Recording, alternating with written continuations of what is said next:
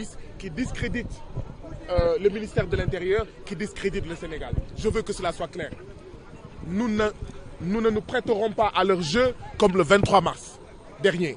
La prochaine fois, nous nous vengerons. La prochaine fois, nous ferons passe. Ce que je dis à la jeunesse de ce pays, c'est qu'il faut être correct avec les policiers corrects. Il faut être respectueux avec les policiers respectueux. Il faut aimer les hommes de tenue. Par contre, ceux qui n'ont aucun respect pour le peuple sénégalais, ceux qui violentent et torturent les citoyens sénégalais, aucun respect pour eux.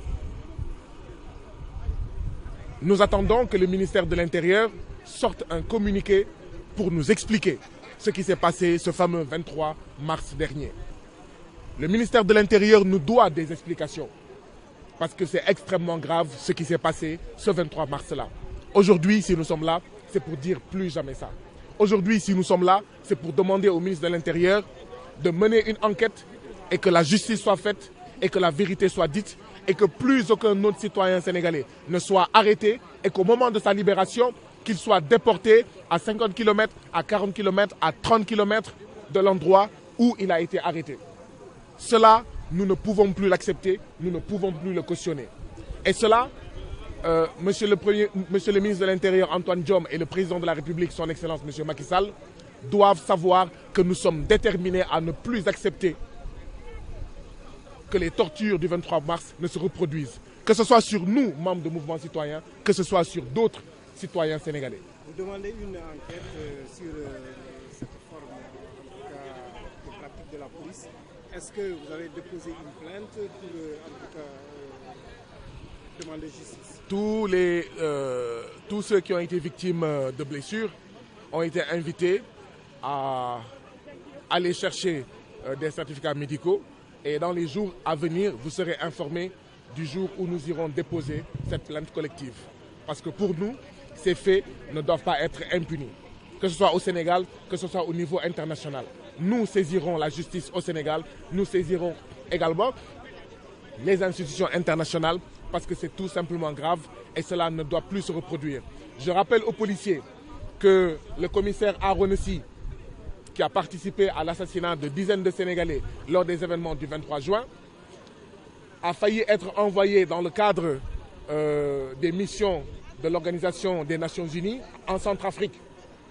C'est quand les organisations de droits de l'homme ont déposé une plainte à l'international que M. Aronessi a été interdit d'aller en Centrafrique dans le cadre des missions internationales de maintien de la paix. Aujourd'hui, nous avons la même posture qu'hier. Tous les commissaires de police qui seront impliqués dans des actes inacceptables, nous serons dans l'obligation de saisir les institutions internationales parce que si vous opprimez le peuple sénégalais, si vous torturez le peuple sénégalais, mais si on vous envoie dans un autre pays, vous ne pouvez que torturer les citoyens de cet autre pays-là. Et donc, la lutte va continuer. Nous interpellons le ministre de l'Intérieur. Nous attendons que la police, si prompte à travers son bureau des relations publiques, à faire des communiqués, sorte un communiqué pour s'expliquer sur ces faits extrêmement graves qui se sont produits. Tellement graves qu'aujourd'hui, nous avons noté une misogynie de certains agents de la police. Oui, nous avions l'habitude de voir les policiers bastonner des hommes. Mais ce que nous avons également noté ce 23 mars dernier, c'est une forme de misogynie, c'est-à-dire une détestation des femmes, des insultes que la décence nous interdit de prononcer contre les femmes, des violences particulières contre les femmes.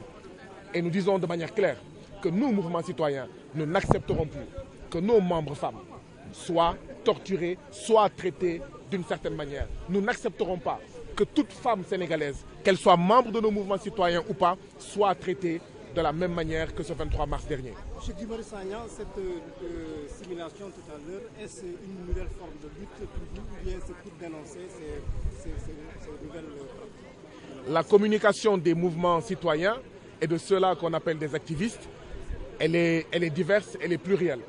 Et aujourd'hui, à travers ce qui vient de se passer aujourd'hui, nous avons voulu tout simplement montrer aux citoyens sénégalais qui n'ont pas la malchance devrais-je dire, d'assister à ce que font les policiers lors des arrestations. Nous avons voulu leur servir en direct ce que certains policiers, pas tous, certains policiers font sur d'autres citoyens. Et Nous saluons en fait ceux qui ont réalisé en fait cette chorégraphie, ce sketch, afin de montrer aux citoyens sénégalais comment est-ce que les policiers traitent les citoyens sénégalais, qui les paient, les citoyens sénégalais, qui paient leur tenue, qui paient leur matraque, qui paient leurs bottes et leurs grenades lacrymogènes.